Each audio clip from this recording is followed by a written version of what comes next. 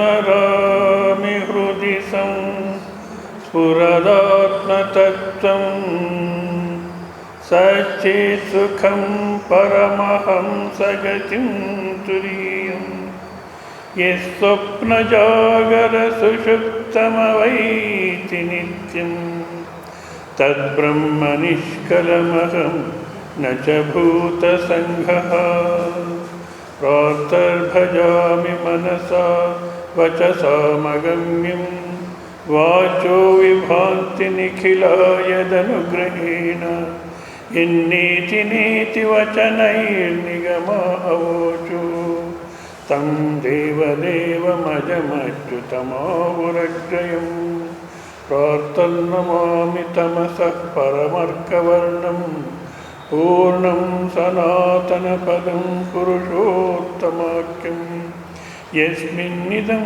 जगदशेषमशेषमूर्तौ रज्ज्वां भुजङ्गमैव प्रतिभासितं वै ॐ श्रुतिस्मृतिपुराणानाम् आलयं करुणालयं नमामि भगवत्पादं शङ्करं लोकशङ्करं शङ्करं शङ्कराचार्यं केशवं बादरायणं सूत्रभाष्यकृतौ वन्दे भगवन्तौ पुनः पुनः भगवन्तौ पुनः पुनः भगवन्तौ पुनः पुनः।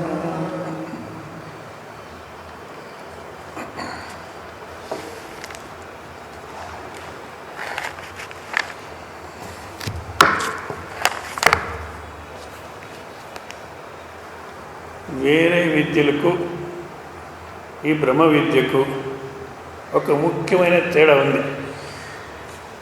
వేరే విద్య అధ్యయనం చేసేదంటే వేరే విషయాన్ని గురించి మనం తెలుసుకునేది, వేరే గ్రంథాల గురించి అధ్యయనం చేసేది. ఆ గ్రంథం ఏదుందో అది మనకు కంఠస్థమైపోతే చాలు. దానికి వాడు తాగుబోతైనా పర్వాలేదు, వ్యభిచారి అయినా పర్వాలేదు, దొంగ అయినా పర్వాలేదు. ఒక దొంగతనం చేసుకుంటూ రాత్రిపూట దొంగతనం చేస్తాడు, ఆ డబ్బుతో ఎంబీబీఎస్ చదువుకోవచ్చు. అది సాధ్యం అవునా? ఎందుకంటే ఆ విద్యలో ఇప్పుడు వెటర్నరీ డాక్టర్ పశువులకు మందు ఇస్తారు. ఆయన అది చదువుకునేదానికి పోతాడు అనుకోండి. ఆయన అది చదువుకున్నప్పుడు ఆ కోర్స్ కంప్లీట్ అయిపోతే ఇంటికి తిరిగి రావాలంటే ముందు ఎట్లా పోయినాడో అట్లే తిరిగి వస్తాడు.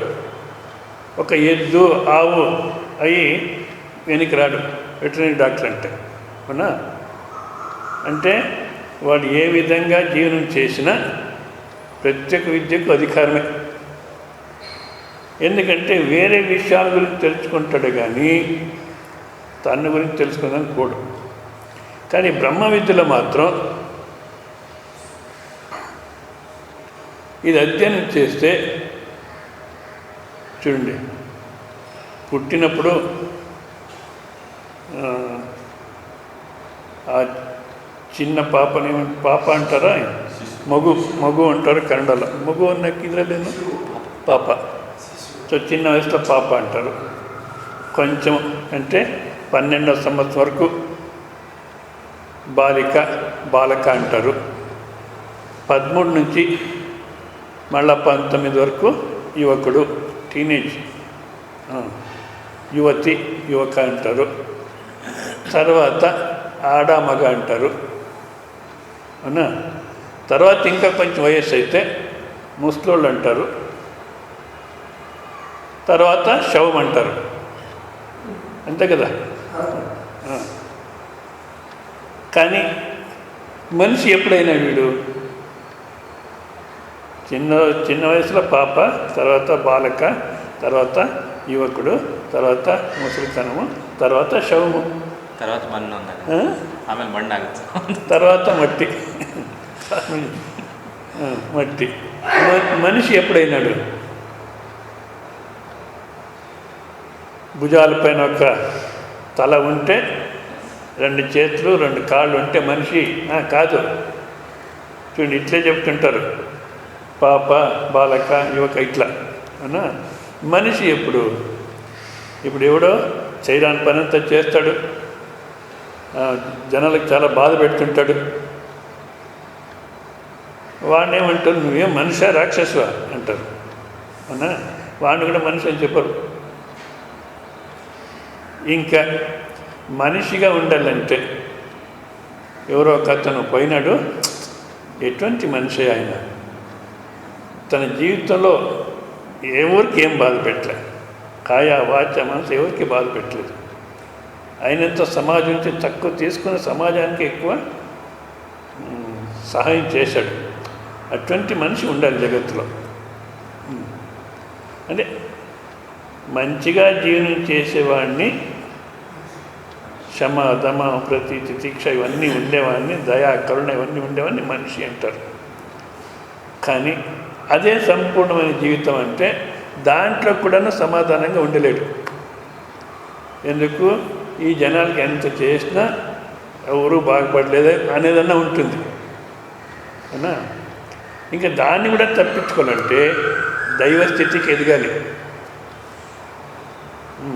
దైవస్థితికి ఎదగాలి. ఇప్పుడు చూడండి,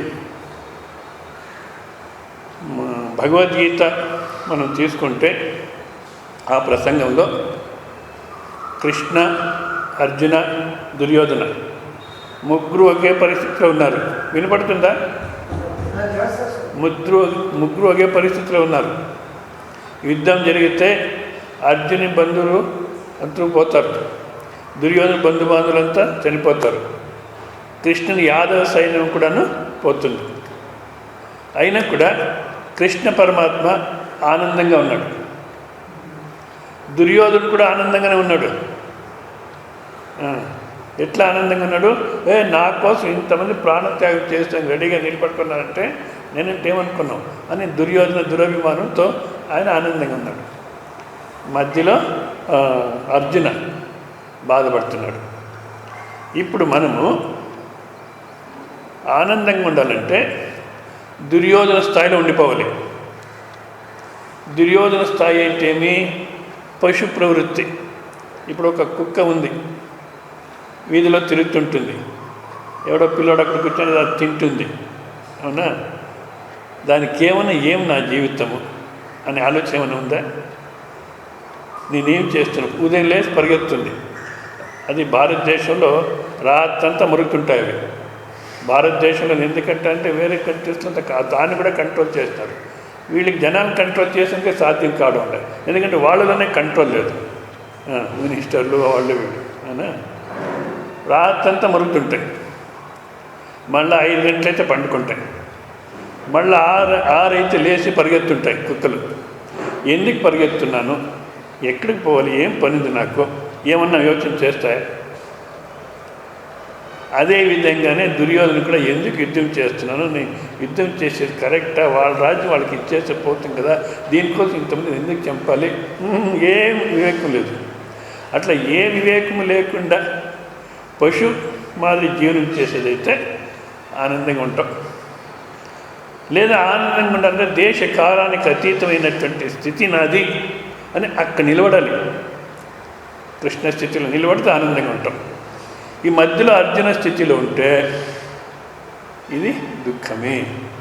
కనుక ఇప్పుడు మనిషి అనిపించుకున్న కాదు, ఆ దైవత్వంలో చేరుకోవాలి. అవునా? అంటే పవిత్రమైన అస్తిత్వంగా నిలబడిపోవాలంటే జీవితం చాలా పవిత్రంగా ఉండాలి.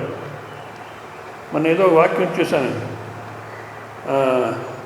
దేవతగా ఉంటూ దైవ పూజ చెయ్యి అంటారు, రాక్షసుడిగా ఉంటూ దైవ పూజ చెయ్యి అంటే ముందు మనం మారాలి. ఎవరికి విద్య?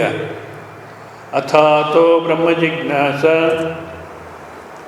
ఎవరికి అథ అనేటువంటి శబ్దానికి అక్కడ తదనంతరం, అది అయిన తర్వాత, ఏమైన తర్వాత అంటే సాధన చతుష్ట సంపత్తి అయిన తర్వాత. అవునా? ఇప్పుడు కాలంలో సాధన చతుష్ట సంపత్తి అంటే ఏమైంది? దాన్ని కంఠస్థం చేసి మరొకరికి చెప్పేది సాధన చతుష్ట సంపత్తి ఉంది అన్నట్టు తయారైన. నిత్యానిత్య వస్తు వివేక అన్నప్పుడు ఇదంతా అనిత్య అనేది ముందు వివేకమైందా? ఓ నాకు బాగా తెలుసు సాధన చతుష్ట సంపత్తి అంటే బాగా తెలుసు, కావాలంటే అడుగు నేను చెప్పేస్తాను. ఏం చెప్పు? నిత్యానిత్య వస్తు వివేక ఇక అముత్రాత ఫలభోగ విరాగ సమాధి శక్య సంపత్తి ముముక్షుత్వం. బాగా తెలుసు వీళ్ళకు, బాగా చెప్పినారప్ప అని జనాలు కూడా చెప్పవచ్చు. ఇదంతా అనిత్యము అనే నిశ్చయమైందా? అయింది అని అంటాం. కానీ అది ఏది? ఏదైనా ఒక అనిత్యము అని అంటున్నాము, మొత్తం అంతా అనిత్యమే అని చెప్తున్నాము. ఏదైనా ఒక వస్తువు ప్రాప్తి అయితే లేదా ఏదైనా ఒక వస్తువు చూస్తే మనకు దానికి ప్రయత్నం చేస్తున్నాం, అనిత్య వస్తువు కోసమే. ఎందుకే ప్రయత్నం చేస్తున్నాం? అనిత్యం ఉంటావు కదా, ఇప్పుడు ఉండేదే చాలు కదా, ఎందుకు ప్రయత్నం చేస్తున్నాం? దేవుడే ఇచ్చినాడు, నేనేం అడిగినానా? మొత్తంలో అనిత్యం అని నిశ్చయం కాలే. ఎవరికి వేదాంతం అంటే ముందు ఉపనిషత్తు, దానికి వేదాంతం అంటారు, మళ్ళీ ఉపనిషత్తు అంటారు. వేదాంతం అంటే వేదాల యొక్క చివరి భాగం. దానికి ఏదేదో వేరే అర్థం చేస్తారు, తెలివి యొక్క చివరి భాగం అది, అట్లంతేం అవసరం లేదు. సో ఇప్పుడు వేదాంతం వేదాల యొక్క చివరి భాగం. వేదం అంటే ఏమి?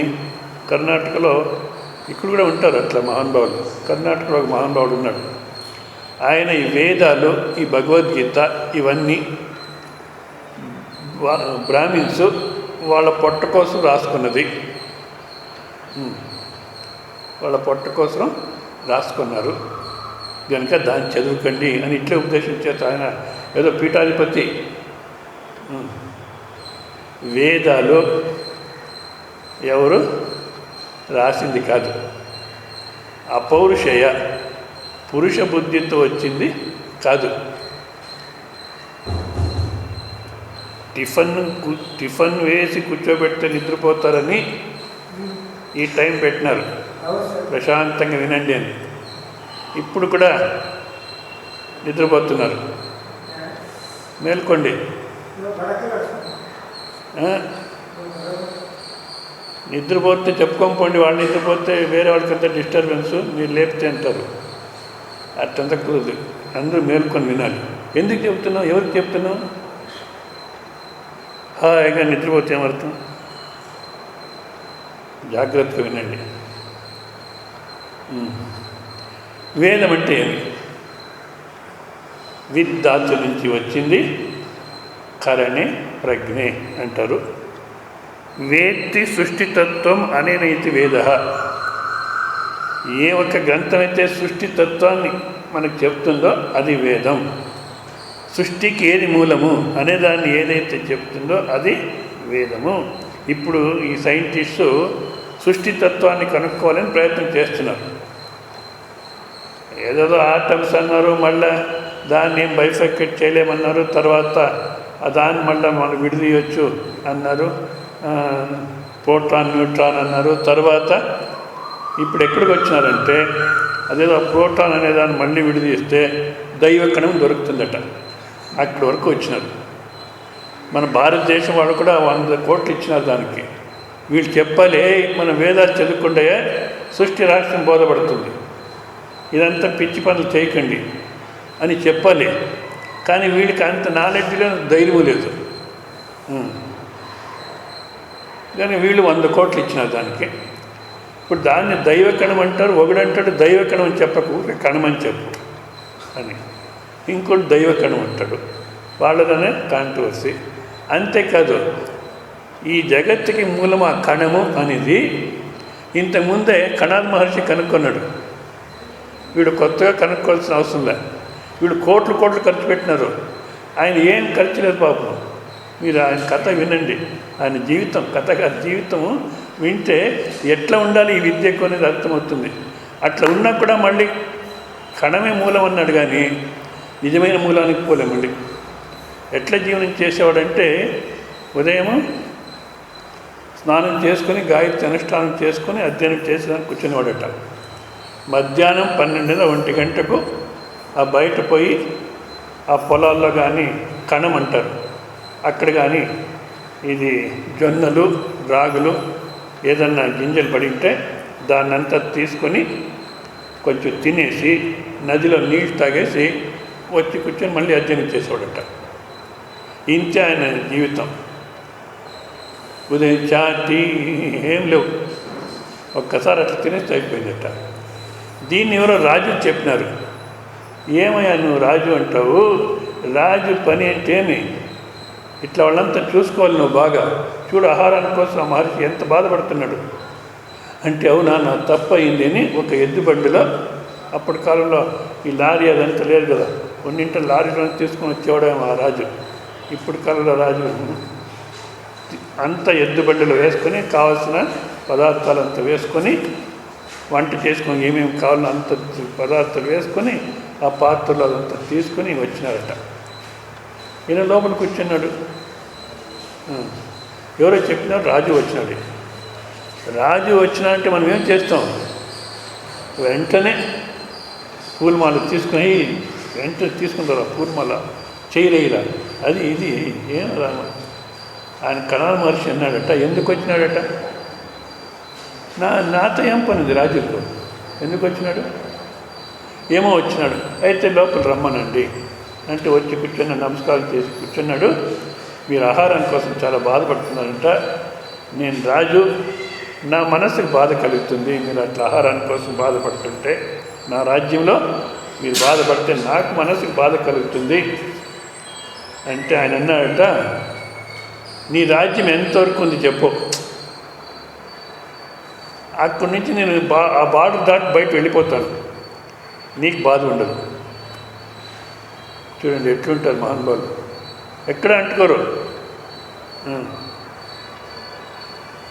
రాజు అన్నాడు, చిచి మిమ్మల్ని పొమ్మని చెప్పేదానికి రాలేదు నేను, మీకు అనుకూలం చేయాలని చూడండి అంతా తీసుకువచ్చాను, ఇవన్నీ పెట్టుకొని మీరు వంట చేసుకొని తినండి, మీకు ఏ సమయానికి ఏం కావాలని నేను తెచ్చిస్తాను, నేనే ఇస్తాను, మీరు అనుకూలంగా భోజనం చేసుకొని అధ్యయనం చేసుకోండి అన్నంట.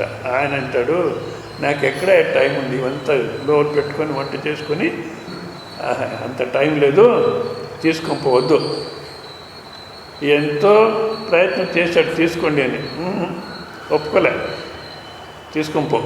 అంతేకాదు ఇంకో చూడండి వైరాగ్యం అంటే ఎట్లా, ఇంకోసారి రావాలంటే నా అనుమతి లేకుండా రావద్దు, నాకు టైం ఉండదు. ఇట్లా జీవనం చేస్తూ పైసా ఖర్చు లేకుండా కనుక్కున్నాడు కణమే మూలము అని. వీళ్ళు కోట్లు ఖర్చు పెట్టి ఇప్పుడు దాన్ని చెప్తున్నారు. ఆయన చెప్తే ఒప్పుకోరు, ఎందుకంటే మనం అన్వేషణ చేస్తామంటారు. కానీ ఈ విధంగా జగత్మూలాన్ని కనుక్కొని సాధ్యం కాదు. ఎందుకంటే బాహ్య ప్రపంచాన్ని అన్వేషణ చేస్తున్నారు. మీరెంత మొత్తం ప్రపంచం అంతా అన్వేషణ చేసినా, అన్వేషణ చేసేవాడు ఎవడున్నాడో వాడు అన్వేషణ చేయలే, వాడు మిగిలిపోతాడు. వాడు కనుక ప్రపంచ మూలం కనుక్కోవడం కష్టం. అన్వేషణ చేసేవాడిని అన్వేషణ చేయాలి. ಅರ್ಥಮೌతుందా? ಅನ್ವೇಷಣೆ ಮಾಡೋನು ಅನ್ವೇಷಣೆ ಮಾಡಬೇಕು. ಇಡೀ ಪ್ರಪಂಚದಲ್ಲಿ ಅನ್ವೇಷಣೆ ಮಾಡೋದು ಸೃಷ್ಟಿ ಮೂಲ ತಿಳಿಯಲ್ಲ. ಅನ್ವೇಷಣೆ ಮಾಡೋನ್ನ ಅನ್ವೇಷಣೆ ಮಾಡಬೇಕು. అది కనుక సృష్టి రహస్యము ఏదైతే తెలియచేస్తుందో ఆ గ్రంథాన్ని వేదం అంటారు. తర్వాత విదంతి అనన్య ప్రమాణ వేద్యం ధర్మలక్షణం అస్మాత్ ఇతి వేద. అంటే ఏ ప్రమాణాలతో మనం తెలుసుకునే సాధ్యం కాదు. అటువంటి ధర్మ లక్షణాన్ని ఏ గ్రంథం అయితే చెప్తుందో అది వేదము. అంతేకాదు సర్వే మనుష్యా సర్వా విద్యా యైహి యేషు వా సత విద్వాంసశ్చ భవతి తే వేదాః. అంటే సమస్త విద్యలు ఏ గ్రంథం నుంచి నేర్చుకుంటాడో అది వేదము. ఈ సమస్త విద్యలు ఏ గ్రంథం నుంచి నేర్చుకుంటారో అంటే ఇప్పుడు ఈ సెల్ ఫోన్ ఆపరేషను ఇవేమున్నాయి లేటెస్ట్, ఇవన్నీ దాంట్లో ఉన్నాయా? పోనీ సంస్కృతం వస్తే వేదాలు చదువుకోవచ్చు. సంస్కృతం చదువుకున్న వానికి జర్మన్ లాంగ్వేజ్ వచ్చేస్తుందా? మరి సమస్త విద్యలు ఏ గ్రంథం అయితే చెప్తుందో అంటే మనం ఏం చేస్తున్నాం, జగత్తుని చూస్తున్నాం, చూసి రెండు భాగాలు చేస్తున్నాం. ఇది అనుకూలము, ఇది అనానుకూలము. అనుకూలమైన దాన్ని పొందేదానికి ప్రవృత్తి కర్మ, ఏది అనానుకూలమో దాని నుంచి తప్పించుకుని నివృత్తి కర్మ చేస్తున్నాం. ప్రవృత్తి నివృత్తి కర్మలు చేస్తున్నాం అన్నా. ఇది జరుగుతూనే ఉంటుంది పుట్టినప్పటి నుంచి మళ్ళీ సత్యంతవరకు. సత్యంతవరకు అయితే పర్వాలేదు, మళ్ళీ నెక్స్ట్ జన్మంలోనూ ఎన్ని జన్మాలు ఇట్లా చేస్తామో తెలీదు. కానీ ఈ వేద విద్య, ఈ వేదాంతం ఏం చివరికి చెప్తుందో అది మనం అర్థం చేసుకుంటే, ఈ తెలుసుకొని అనుకూలము అనానుకూలం రెండు భాగాలు చేసి మళ్ళీ కర్మాలు చేసేవాడు ఉన్నాడే వీడిని తీసేస్తుంది. తీసేసి స్వస్వరూప ఆనంద స్వరూపం మిగిలిపోతాడు.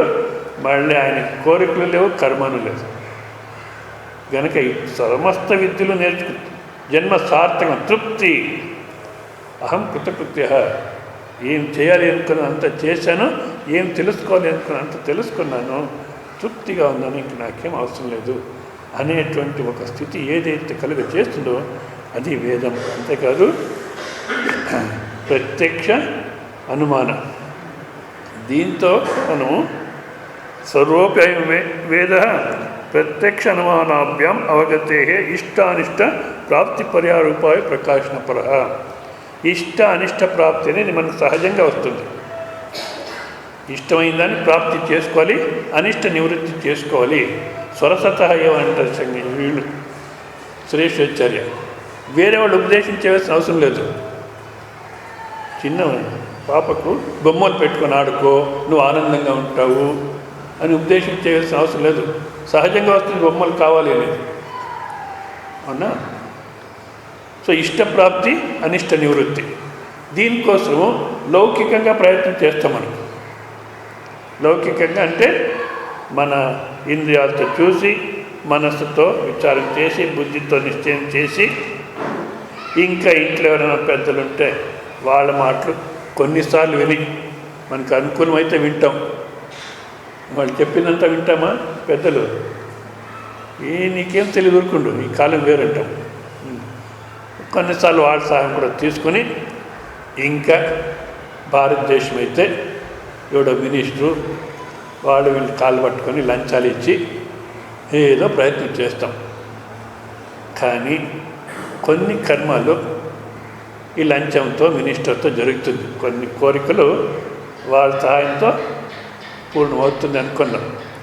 కానీ కొన్ని ఉన్నాయి ఏ మినిస్టర్ ఏం పని చేయలేడు, ఏం చేయలేడు. అక్కడ ఇప్పుడు ఏదైనా ఒక దృష్టాంతం తీసుకుందాం. మగ సంతానం కావాలి అని, అది ఎందుకో ఇప్పుడు కాలంలో కూడా ఇట్లా పిచ్చి ఆలోచనలు ఉన్నాయి. మగ సంతానం కావాలి.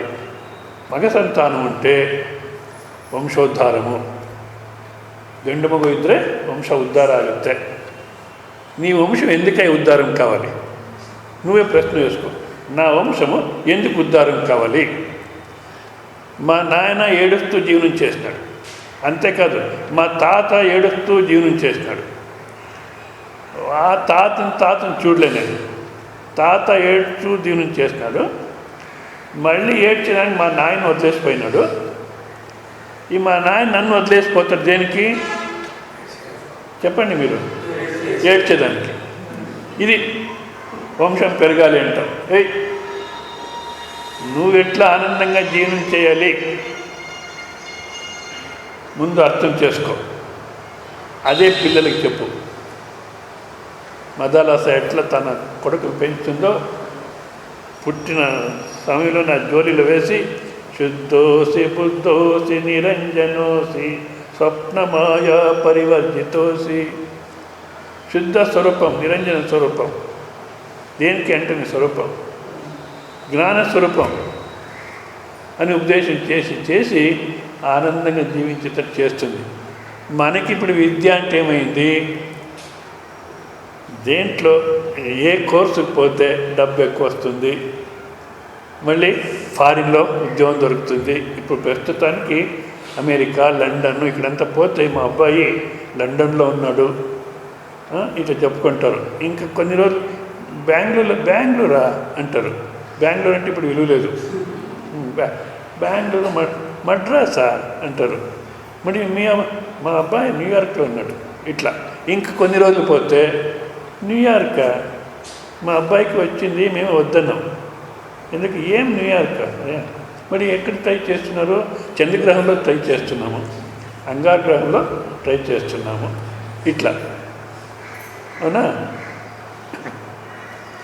కానీ మగ సంతానం కావాలి అనేది ఉంది.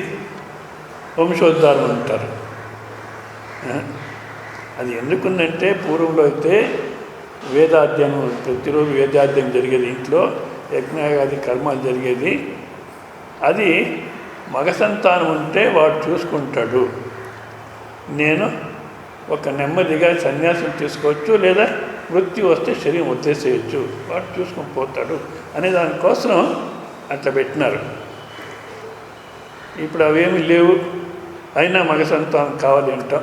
సరే, ఈ మగ సంతానం నిజంగా ఎందుకో తెలియదు.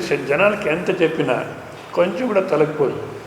వ్యవహారికం అయింది తలకపోదు, ఈ వేదాంతం అసలు తలకపోనే పోదు. నేను చాలామందికి చెప్పాను, సంతానం లేదంటే ఊరుకుండండి.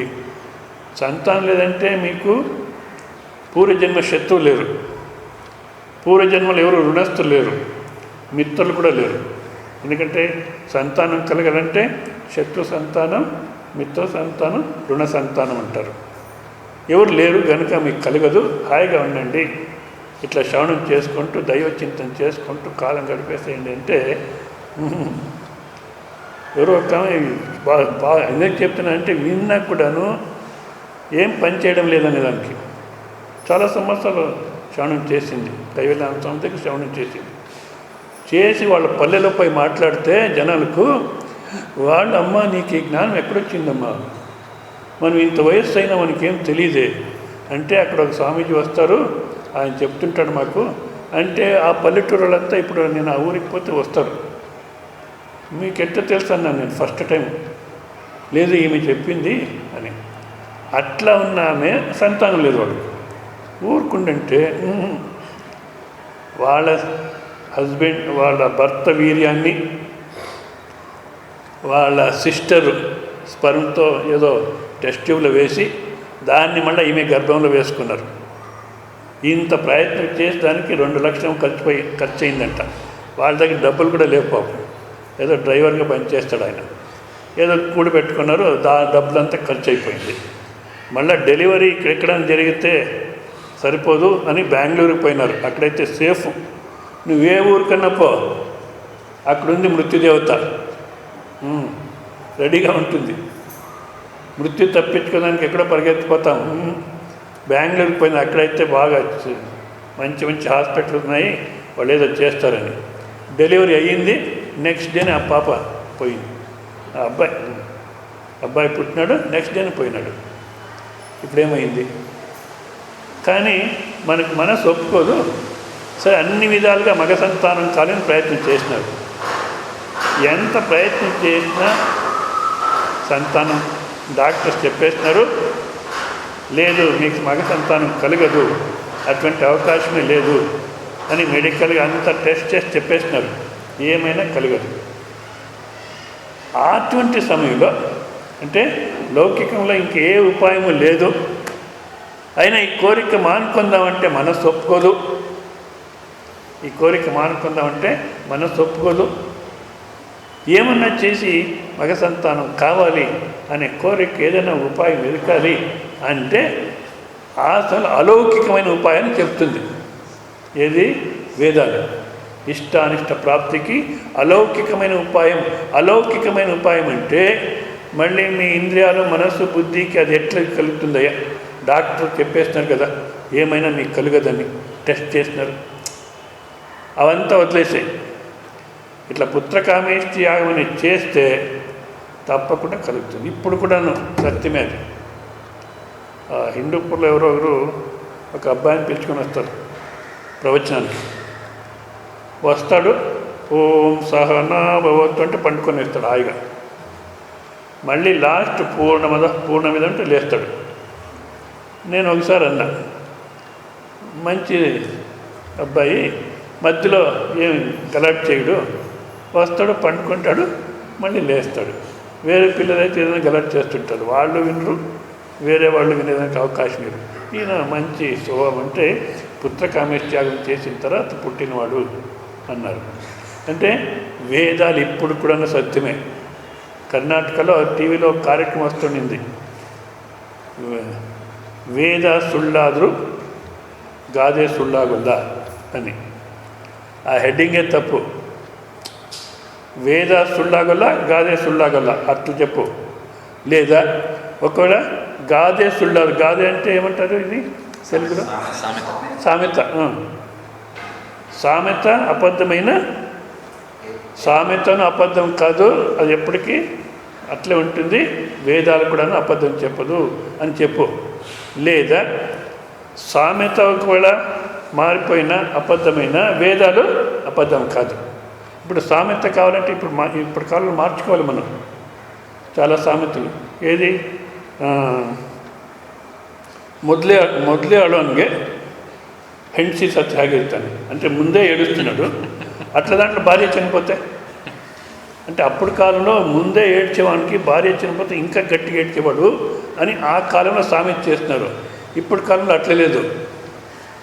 ముందే ఏడుస్తున్నాడు, భార్య చనిపోతే నవ్వుతూ ఉంటాడు. ఎందుకు? ఇంకెవరినో పెళ్లి చేసుకోవాలా, ఈమె పోతే చాలా ఉన్నాడు. మారిపోయిందా లేదా? అంతే కదా. ఇంకోటి ఏది? ಉಪ್ಪು ತಿಂದವನು ಜೊತೆಗಿರೋನು ಉಪ್ಪು ತಿಂದವನು ನೀರು ಕುಡಿಬೇಕು. ఎవడైతే ఉప్పు తిన్నాడో వాడు నీళ్ళు తాగాలి అని ఒక సామెత ఉంది. ఇప్పుడు కాలంలో అట్లేదు. ఉప్పు తిన్నవాడు తప్పించుకుంటాడు, వాడి జొత్తులో ఉన్నవాడు నీళ్ళు తాగాలి. ఎందుకు? పోలీసు వాళ్ళు వాడిని వదిలేస్తారు, వాడి జొత్తులో ఎవడున్నా వాడిని పట్టుకుంటారు. అంటే సామెత ఏదైనా మారిపోయినా వేదాలు అబద్ధం చెప్పవు. ప్రమాణం అంటే అతీంద్రియ విషయాల్లో వేదమే ప్రమాణం.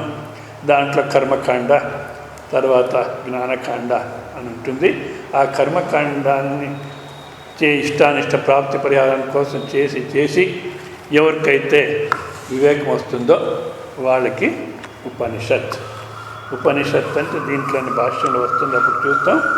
ఇప్పుడు మనము ఇక్కడ ఈ 4 రోజులు బృహదారణ్యకోపనిషత్తుకు శంకరాచార్యులు రాసినటువంటి పీఠిక భాగం, అవతరణిక, ఆ భాష్యం చూస్తామనుకున్నాం. ఈ ఒక్క 4 రోజుల్లో శంకరాచార్యులు అంటారు,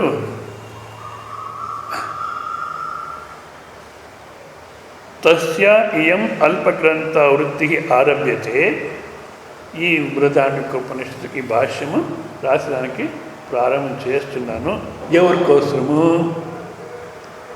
ఎవరికోసము అంటే సంసార వ్యావృత్సుభ్య, ఎవరైతే సంసారం నుంచి బయటపడాలి అని ఉన్నారో సంసారంను బంధం తప్పించుకోవాలి అని ఎవరైతే ఉన్నారో వాళ్ళ కోసము అయ్యయ్యో మనం వచ్చినాం ఈ కార్యక్రమానికి ఏమని ఏదో 4 రోజులు పోయి వినేసి వస్తాము అని. ఇప్పుడు మీరు చూస్తే మొదటో రోజే ఈ భాష్యం ప్రారంభం చేస్తూ సంసారం తప్పించుకోవాలి అనే వాళ్ళకి అంటున్నారు. మనం సంసారం తప్పించుకోవాలని ఇక్కడ రాలే. ఏదో కార్యక్రమం సంసారం కోసం జరుగుతుంది, పోయి వస్తాము, మళ్ళీ తిరిగి వస్తాము అనే గ్యారంటీతో వచ్చినాం ఇక్కడికి.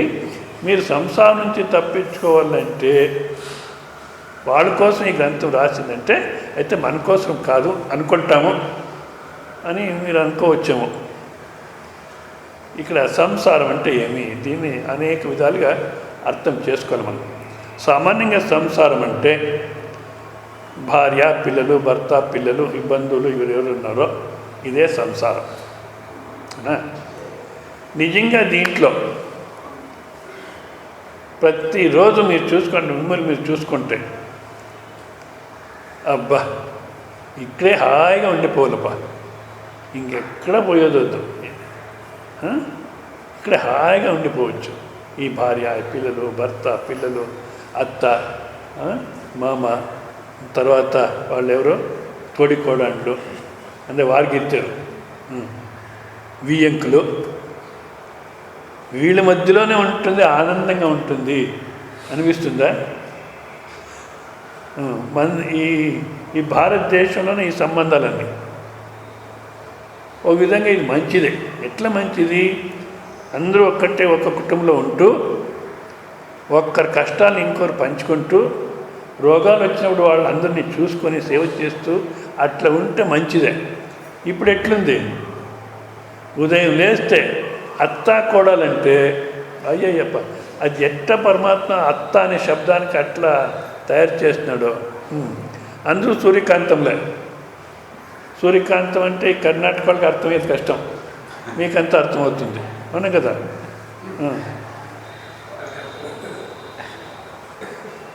ఇది ఇప్పుడు కాదు, అనాది కాలం నుంచి. సురేశ్వరాచార్య కూడా ఒక దృష్టాంతం ఇస్తుంది. అంటే వీళ్ళలోనే ఆనందం ఉంది అని మనం అనుకుంటున్నాం.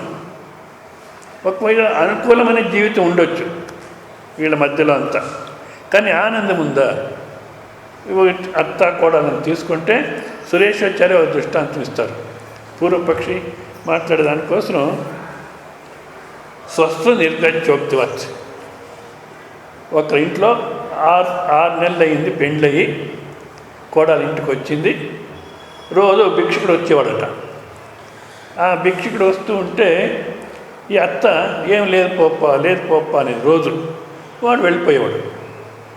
ఒక్కరోజు వాడు భిక్షకుడు వచ్చే సమయంలో ఈమె ఎక్కడ లోపల ఉంది అత్త, కోడలు బయట ఉంది. అంటే 6 నెలలు చూసింది, ఈ ఇంట్లో లేదు పో అని చెప్పాలి, ఇది సంప్రదాయం ఈ ఇంట్లో అనేసి లేదు పోప్ప అనింది. అత్త వినింది, లోపల లేదు పో అని చెప్పింది. వాడు పోతున్నాడు, మళ్ళీ బయటకు వచ్చి రాప్ప ఇక్కడ రా, ఈ రోజన్నా ఇస్తుందేమో మహాతల్లి అనేసి వస్తుంది. భిక్షం అడుగు అంటుంది. అడిగితే ఏం లేదు పో అంటుంది. అమ్మా ఆమెనే చెప్పింది కదా, మీరు ఎందుకు ఏం లేదు పో అంటారు? పిలిచి ఎందుకంటారు? లేదు అని చెప్పేదాన్ని దానికేం అధికారం ఉంది? నేనున్నంతవరకు దానికేం అధికారం ఉంది? ఎందుకో ఇది తెలీదు. నిజంగా ఉదయం లేస్తే ఇల్లు ఒక నరకంలాగా కనబడుతుంది వీళ్ళ మధ్యలో. ఇది మళ్ళీ ఆ తోడికోణంలో అందరూ ఒక్కటిగా ఉండాలి. ఒకరికి చూస్తే ఒకరికి సరిపోదు. అన్నదమ్ములు నిజంగా ఎవరితో ఎంత ఆనందం వచ్చింది, ఎంత నెమ్మదిగా ఉంటున్నాం. ఒక్కసారి మనం ఆలోచన చేస్తే చాలామంది చెప్తుంటారు, ಸ್ವಾಮೀಜಿ ನೀವು 5 ವರ್ಷಕ್ಕೆ ಮುಂಚೆ ನಂಗೆ 5 ವರ್ಷಕ್ಕೆ ಮುಂಚೆ ಪರಿಚಯ ಆದರೂ ಅಷ್ಟೇ, 20 ವರ್ಷಕ್ಕೆ ಮುಂಚೆ ಪರಿಚಯ ಆದರೂ ಅಷ್ಟೇ. 5 ವರ್ಷಕ್ಕೆ ಮುಂಚೆ ನೀವು ಪರಿಚಯ ಆಗಿದ್ದರೆ ನನಗೆ ఈ రామాయణ తెలియలా అంటే 5 సంవత్సరాలకు ముందు నీ పరిచయం అయింటే నేను పెళ్లి చేసుకున్నాను కాదు అంటారు. అట్లంతా ఏం జరగదులేండి. 5 అయినా 25 సంవత్సరాలైనా ఎట్లున్నారో అట్లే ఉంటారు. ప్లస్ ఒకటి యాడ్ అయ్యింది. ఏమి? మనం విన్నాము. బృహదారణ్యక ఉపనిషత్తు అయిపోయింది, బ్రహ్మసూత్రాలు అయిపోయింది, అది అయిపోయింది, ఇది అయిపోయింది, అన్నీ అయిపోయినాయి. ఇప్పుడు ఏ గ్రంథం చదవాలన్న గ్రంథమే లేదు. అంత విని మామూలుగానే ఉంటారు. అంటే ఈ సంసారం అనేది illusion with in the illusion. ఈ పెండ్లి అనేది illusion with in the illusion. అంటే మాయలో మాయ. సంసారమే మాయ అంటారు. దాంట్లో పెళ్లి చేసుకుంటే హాయిగా ఉంటాము అనేది ఇంకా పెద్ద మాయ. ఎక్కడ చూసినా భిన్న అభిప్రాయాలు, ఏదో ఒక సమస్యలు. వీళ్ళ మధ్యలో వీళ్ళ జొత్తులో ఉంటే నేను హాయిగా ఉంటానప్ప. కానీ దీన్ని వివేకం చేస్తామా? వివేకం చేయరు. ఇప్పుడు నాకే చెప్తుంటారు ఏమని, ఎవరో వచ్చి కూర్చొని మాట్లాడుతున్నారు రూమ్లో, ఇద్దరు ఆడవాళ్ళు వచ్చి మాట్లాడుతున్నారు. స్వామి, నా కొడుకులు ఎవరు చూసుకోరు, ఏం చేయాలి, ఎట్లా జీవనం చేయాలో తెలియదు, ఈ వృద్ధాప్యం చాలా బాధ, ఇది వాళ్ళు ఎవరు చూసుకోరు, ఏం చేయాలో తెలియదు అని ఇద్దరు మాట్లాడుతున్నారు. అంతా అయిన తర్వాత, స్వామీజీ నీకు పెండ్లి అయిందా అన్నారు. లేదు, కాలేదన్నాను. మరి నీ గతేమి, నీ గతేమి, మరి వయస్సు అయిపోతుందే, నీ గతేమి? అమ్మా యోచించేయండి, మీ గతేమైంది? వాళ్ళు ఎవరైనా చూస్తున్నారా? నేను చేసుకొని అంతే కదా. నిజంగా తలకు పోనే పోదు ఇవన్నీ. మళ్ళీ అదే చేయాలి, అదే ఉండాలి, అదే బంధంలో ఉండాలి. ఎవరో మాట్లాడుతున్నారు, స్వామీజీ వాళ్ళ ఇంట్లో కోడలు ఊరేసుకుంది అని అన్నారు. తర్వాత భర్త చూసినాడు, తప్పిపోయింది, ఇప్పుడు ప్రాణంతో ఉంది అని అన్నారు. నాకు పరిచయస్తులే అన్నారు. తర్వాత అట్లే మాట్లాడుతూ ఏమన్నా చెప్పండి స్వామీజీ, డబ్బు ఉంటే మనం ఏమన్నా చేయొచ్చు, డబ్బు ఉంటే మనం ఏమన్నా చేయొచ్చు, డబ్బు ముఖ్యం అన్నారు. కొంచెం ఉండండి, ఇంతకుముందు మీరు ఎవరో ఊరేసుకున్నారు కోడాలు అని చెప్పినారే, వాళ్ళ ఇంట్లో డబ్బు ఎంత ఉంది? కోట్లకుంది. భర్త ఇంట్లోనూ కోట్లకుంది, పుట్టినింట్లోనూ కోట్లకుంది. అయినా ఎందుకు ఊరేసుకుంది? ಯಾಕೆ ಆತ್ಮಹತ್ಯೆ ಮಾಡ್ಕೊಳ್ಳಿಕ್ಕೆ ಪ್ರಯತ್ನ ಮಾಡಿದ್ರು? ಅಷ್ಟು ದುಡ್ಡು ಇರಬೇಕಾದ್ರೆ. భర్త ఇంట్లోనూ లక్ష్మి కాలు విరిగి పడింది, బయటకు పోదు లక్ష్మి. అక్కడ పుట్టినింట్లోనూ లక్ష్మి ఉండిపోయింది. ఇంత డబ్బు ఉంటే ఎందుకు గురేసుకున్నారు? ఇట్లా చూస్తుంటాము. అయినా డబ్బు ఉంటేనే జీవితము, డబ్బు ఉంటే అనుకూలమైన జీవనం చేయొచ్చు కొంతవరకు. వీళ్ళందరూ ఉంటే అనుకూలమైన జీవనం చేయగలం అన్నా. ఒకవేళ వీళ్ళందరూ ఉన్నారనుకోండి, సరే ఏదో రోగం వచ్చింది, బాగా చూసుకున్నారు, హాస్పిటల్కి తీసుకుని పోయినారు, అంతా చేస్తున్నారు. మనకి ఏం నొప్పి ఉందో ఆ నొప్పి తీసుకుంటారు వాళ్ళు. ఒకవేళ ఏదన్నా ఒక ఇంజక్షన్ వచ్చిందనుకోండి, వీళ్ళకి ఇంజక్షన్ వేసి ఈ ఇంజక్షన్ మళ్ళీ వాళ్ళకి వేస్తే ఈ నొప్పి అంతా అక్కడికి పోతుంది అని వీళ్ళు ఏమైనా కనిపెట్టినారనుకోండి మెడికల్ దీంట్లో, అప్పుడు ఎవరు ఒప్పుకుంటారు ఆ ఇంజక్షన్ వేసుకునేదానికి? పోయేదే వద్దు ఆసుపత్రికి అంటారు. ఎందుకు? వాళ్ళకి ఇంజక్షన్ వేసి మాకు ఇంజక్షన్ వేస్తారు, అక్కడ పోయేదే వద్దు అంటారు. అవునా కదా? కనకదాసు పాడుకొని పోతున్నాడంట, ಏನು ಇಲ್ಲದ ಸಂಸಾರ, ఏమి లేని సంసారం ఇది అని. వాడెవడో గృహస్థుడు, మా ఇంటి ముందు పాడొద్దు, ಏನು ಇಲ್ಲದ ಸಂಸಾರ, ನಿಮ್ಮ ಮನೆಗೆ ಇಲ್ವೇನು, ಅಲ್ಲ ಆಡ್ಕೋ, ನಮ್ಮ ಮನೆಗೆ ಆಡಬೇಡ, ನಮ್ಮ ಮನೆ ಮುಂದೆ ಆಡಬೇಡ. ಯಾಕೆ కోపం ಮಾಡ್ಕೊಳ್ತಿ? ఎందుకు కోపం చేసుకుంటావు? ఒక పని చెయ్యి, ఏమి చూడు, ఇంట్లో వచ్చి భార్య తల్లి ఎంతమంది ఉన్నారు, ఏమీ లేదంటవే, ఉన్నారు కదా, చూడు, వచ్చి చూడు, కళ్ళు కనపడదా నీకు? ఉన్నారు కదా, ఒక పని చెయ్యి. ఆ కట్ట, పూర్వంలో ఇంటి ముందు ఒక కట్ట ఉండేది, ఎవరైనా పరస్థలం వాళ్ళు వస్తే అక్కడ పండుకునే దానికోసం. ఇప్పుడు అవన్నీ తీసేసినారు, ఎందుకంటే వాడు పండుకుంటాడో ప్రాణం తీసుకొని పోతాడో అట్లా పరిస్థితి అయిపోయింది. సరే ఆ కట్ట పైన పండు పెట్టినాడు, ఇట్లా ఒక వస్త్రం ఉంటే కప్పినాడు. కనకదాసు పైన ఒక వస్త్రం ఉండింది, కప్పినాడు. కప్పి నేర్చడం మొదలుపెట్టినాడు కనకదాసు. లోపల నుంచి వాళ్ళంతా వచ్చినారు. ఎందుకు అమ్మా మీ వాళ్ళు వచ్చినారు, బయటికి పడిపోయినారు, ప్రాణం పోయింది, నేను నా దగ్గర వస్త్రం కప్పినాను, చూడండి పడినారు ఇక్కడ. ఆయనకి అంతా తెలుస్తుంది, ఊరికి పండుకున్నాడు అంతే, ప్రాణం ఏం పోలే.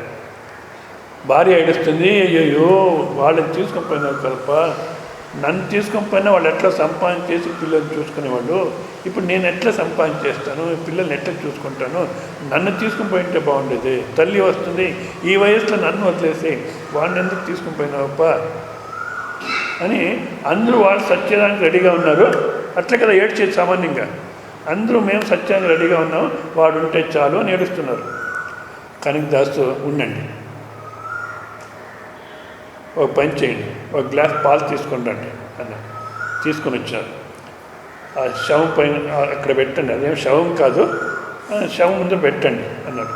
పెట్టినారు. ఇప్పుడు ఈ పాలు ఎవరు తాగితే, ఎవరైనా ఈ పాలు తాగితే ఆయన లేచి వస్తాడు అంటే నేను తాగుతాను అందరూ ముందుకు వచ్చినారు. కొంచెం ఉండండి, నేను కంప్లీట్ మాట్లాడి వినండి. ఈ పాలు ఎవరు తాగుతారో, తాగితే ఆయన లేచి వస్తాడు, ఎవరు తాగితే వాళ్ళ ప్రాణం పోతుంది. ఎవరైనా తాగడు, చెప్పినారు కదా, నేను పోతే చాలప్ప వాడు ఉండాలి అని అన్నారు కదా. అంటే ఇప్పుడు తల్లి అంటుంది, ఎవరెవరి కర్మ వాళ్ళని నాయన, వాడు ఫోన్లే, నేను ఎట్లా మనుమలంతా చూసుకొని ఉంటాను. భార్య అంటుంది, ఇంకా వాళ్ళ ఆయాస అంతే, నేను ఎవరింట్లో పని చేసుకొని పిల్లల్ని చూసుకుంటాను, ఫోన్లే. అందరూ ఇట్లే అంటున్నారు. కొనకొక్కరు కూడా తాగలే.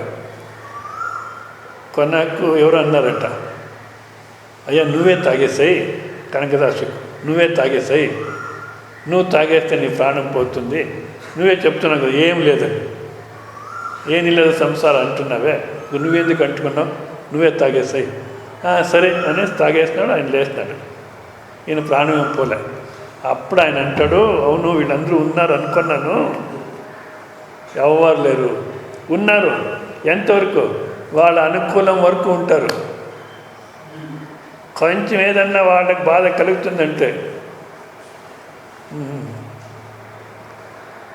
మనం ఉండాలి, దీన్ని బాగా అర్థం చేసుకోవాలి. ಎಲ್ಲಿಯ ಹೆಂಡರು ಎಲ್ಲಿಯ ಮಕ್ಕಳು ಎಲ್ಲಿಯ ಇಷ್ಟರು ಎಲ್ಲಿಯ ಮಿತ್ರರು ಎಲ್ಲವೂ ನಿನ್ನಯ ಮನಸ್ಸಿನ ಭ್ರಮೆಯು ಮುಕ್ತಿಯ మార్గಕ್ಕೆ మోహದ ಬಲೆಯು. మోక్షం పొందేదానికి వీళ్ళంతా వల, మోహపూర్వక వల.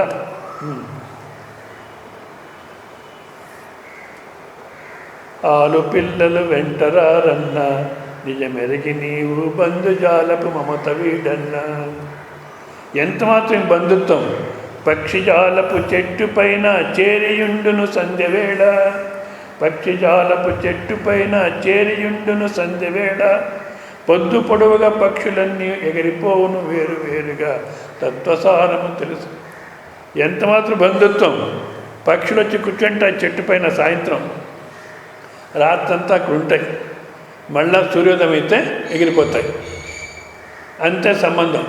ఇక్కడ కూడా అంతే, కేవలం మానసికం, మనస్సులో సంబంధం మనం కలుగ చేసుకున్నాం, కానీ వాస్తవికమైన సంబంధం ఉంటే అంతే. వాస్తవికమైన సంబంధం ఉందంటే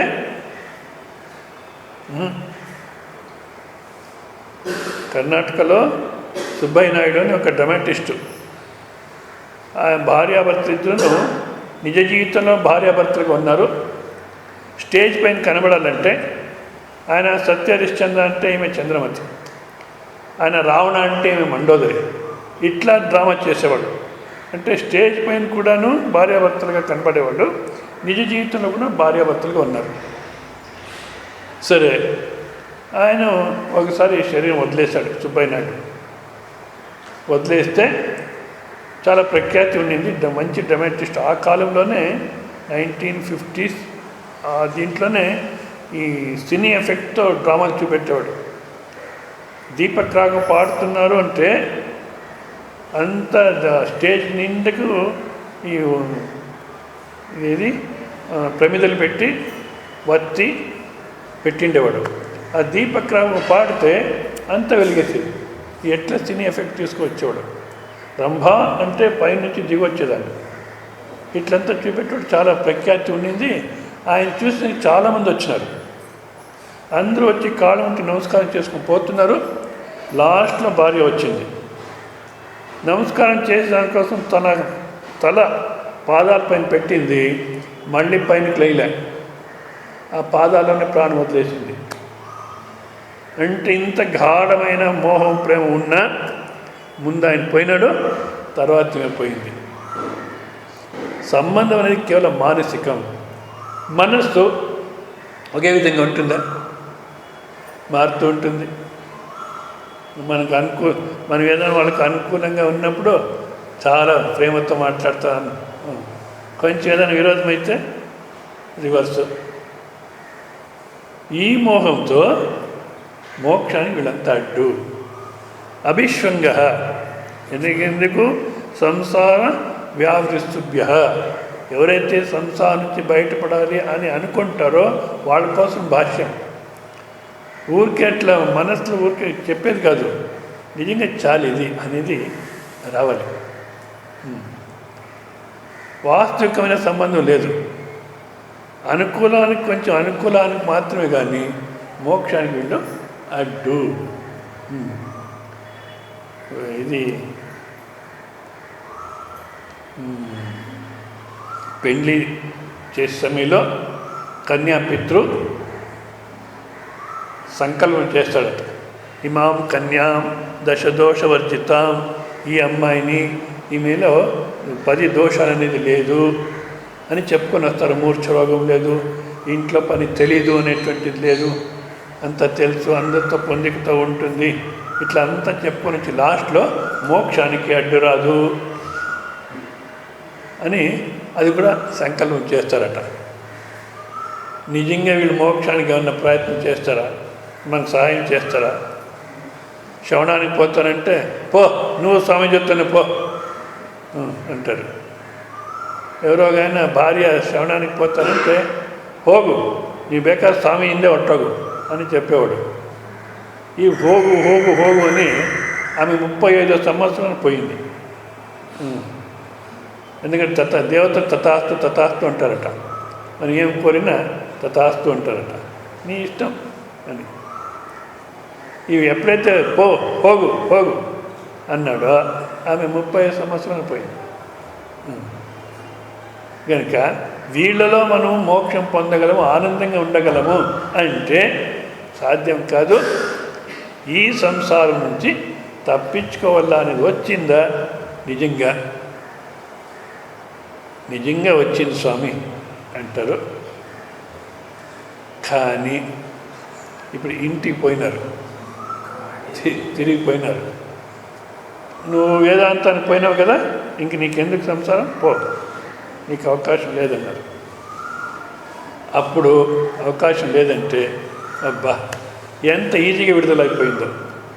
నరసింహ మెహతా వాళ్ళ అన్న వదిన, నరసింహ మెహతా అని గుజరాత్లో ఉండేవారు భక్తుడు. వాళ్ళ అన్న వదిన వీళ్ళతో జీవనం చేస్తుంటాడు. దురిత గౌరి అని ఆమె వదిన పేరు, వాళ్ళ అన్న పేరు కూడా ఏదో జ్ఞాపకం వస్తే చెప్తాను. వాళ్ళతోనే ఉంటాడు. భార్యను పుట్టినింటి పంపించింటాడు. ఎందుకంటే ఆమె అంటుంది, మీ అన్న వదినతో నేను జీవనం చేయలేను, చాలా బాధ పెడతాను వీళ్ళు, నేను పుట్టినింటి పోయి కొన్ని రోజులు ఉండేసి వస్తానంటే పంపించినాడు. సరే ఈయనకి ఎప్పుడు ఈ భజన, ఈ దైవ చింతన, శ్రవణము దీంట్లోనే ఆసక్తి. సరే ఎటు భార్య కూడా లేదు కదా, ఈయన ఏం చేసేవాడు, ఎక్కడ మందిరాలకు భజనలు పోయేది, తర్వాత ఎవరైనా స్వామి వస్తే శ్రవణానికి పోయేది, లేట్గా వచ్చేవాడు ఇంటికి. అంటే రాత్రి 9 అట్లా వచ్చేవాడు. ఒక్కసారి వదిన ఏం చేసింది, భర్తతో చెప్పింది, చూడండి వీడు వస్తే వీడి కోసం నేను వెయిట్ చేస్తూ ఉండాలి, మనం పని మనుషులు వీడికి త్వరగా వచ్చి తినేసి పోనా వద్దా అని ఇట్లంతా చెప్తే అన్నకు కోపం వచ్చేసి బాగా కొట్టినాడు. కొట్టి ఇంట్లో ఉండద్దు, నువ్వు ఉంటే మాకు చాలా బాధ, పో అని మెడపట్టి బయటకు తోసేస్తాడు. తోసేస్తే ఒక్కసారి నరసింహ, అందుకే ఇటువంటి సమయంలో కూడా వాళ్ళ పేరు చెప్పుకుంటున్నాము. తోసేస్తే ఒక్కసారి ఇంటి వైపు చూస్తాడు, అబ్బా ఎంత సులభంగా తెగిపోయింది ఈ బంధనం. ఇంకేం బంధనం ఉంది నాకు? భజనలు పాడుకుంటూ వెళ్ళిపోయినాడు. మనం ఇంత విన్నాం, అట్లా వెళ్ళిపోయేది వద్దు. ఆ ఇంటికి పోయినప్పుడు ఎవరో ఏమో అన్నారు, స్వామీజీనే చెప్పినాడు ఇదంతా ఆనందంగా ఉండేదానికి పనికిరాదు, ఇదంతా మోక్షానికి అడ్డు అని. వస్తానే అర్థమవుతుంది. ఎందుకు వస్తానే వీళ్ళేదో తిరస్కారం చేస్తున్నారు కదా, అర్థమవుతూ ఉంది. ఆయన చెప్పింది కరెక్టేనే, మళ్ళీ దీనికి అంటుకోకూడదు, పైగా ఉండాలి అంతేగాని హృదయానికి తీసుకోకూడదు దీన్ని అని అంతవరకన్నా ఉంటే అప్పుడు శంకరాచార్య చెప్పేటువంటి అధికారత మాలో ఉంది అని. సరే, సంసారం అంటే ఇంకా అనేక విధాలుగా వ్యాఖ్యానం చేస్తుంటారు. దాంట్లో కూడా మనకు వైరాగ్యం ఉందా లేదా చూసుకొని తర్వాత ముందుకు పోదాం. ఇప్పటికి సమయం అవుతుంది. తర్వాత ఎಷ್ಟొత్తి నెక్స్ట్ 10 నెక్స్ట్ 10:30కు 10:30 నుంచి 11:30 10:30 నుంచి 12 వరకు ఉంటుంది. సరే, ఇప్పుడు టిఫన్ అయిన తర్వాత 10:30 వరకు ఏదైనా బట్టలు ఆరేసేదో ఉతుక్కునేదో ఉంటే చేయండి. అట్లా ఏం లేదంటే ఊరికి కూర్చోండి, లేదా ఒకరికొకరు కూర్చొని ఏం చెప్పినారు అదన్నా డిస్కస్ చేయండి. ఇవన్నీ వదిలేసి ఊరికి ఏదో ఈ రాజకీయాలు అది ఇది మాట్లాడుకుంటే మళ్ళీ ఇక్కడ చెప్పిందంతా ఫిల్టర్ అయిపోతుంది. ఏమది ఊరికి కూర్చొని చాలు. మనస్సు ఏమన్నా చేయండి, ఆ మనస్సునే చూస్తూ కూర్చోండి. టిఫిన్ చేసేది మనస్సునే చూస్తూ కూర్చోండి. మళ్ళీ వస్తే బాగా బోధపడుతుంది. సో అట్లా ఈ 4 రోజులు బాగా ఉపయోగం చేసుకోండి అని చెప్తూ, మళ్ళీ ఇప్పుడు ఈ ప్రతి సంవత్సరం చెప్పి చాలామంది మానుకున్నారు కూడా. కైవల్య స్వామిని పిలిచేది మానుకున్నారు. ఈయన మాత్రం మానుకోలే. ఏమి అయ్యో, ఆయన చాలా డిసిప్లిను, ఆయన చాలా నియమాలు, మనకు కుదరదు, మనం గృహస్థులం కదా. అంటే మనం ఎట్లున్నా అట్లే ఉంటాము, మోక్షం రావాలి. మనిషి మారితేనే ఎంతవరకు మార్పు రావాలి, ఆ స్వస్వరూపంలో మిగిలిపోవాలి. దానికి మన వ్యవహారం అంతా మార్చుకోవాలి. ఒకటి శుద్ధమైన వ్యవహారం ఉండాలి. ఆ చెప్పులు లైన్గా పెట్టండి అని చెప్తే కొంతవరకు ఉంది అది, కానీ ఇంకా కొంతమంది మామూలే. సో ఎవరెవరైతే అట్లా లైన్గా పెట్టలేరో వాళ్ళు చెప్పండి, మీరు చెప్పులు వదిలేస్తే నేనే వచ్చి లైన్లో పెడతాను అది. తర్వాత బట్టలు ఆరేయాలంటే ఎక్కడో తాడు కట్టింటారు, అక్కడే వేయండి. చెట్ల పైన అక్కడంతా వేయకండి. ఆశ్రమం యొక్క అట్మాస్ఫియరు, పవిత్రమైన వాతావరణం చెడుగొట్టేది వద్దు మనం వచ్చి అనా. సో అది మళ్ళీ గట్టిగా మాట్లాడేది, పక్కనున్న వాళ్ళకు డిస్టర్బెన్స్ ఇవన్నీ ఉండకూడదు. అయినంత ప్రశాంతంగా మౌనంగా ఉంటూ ఈ 4 రోజులు సాధన చేసుకొని పోతే మళ్ళీ ఇంట్లో అట్లే ఉండేదానికి సాధ్యమవుతుంది. ఓం పూర్ణమద పూర్ణమిదం పూర్ణాత్ పూర్ణముదచ్యతే పూర్ణస్య పూర్ణమాదాయ పూర్ణమేవావశిష్యతే. ఓం శాంతి శాంతి శాంతి. హరి ఓం శ్రీ గురుభ్యో నమః.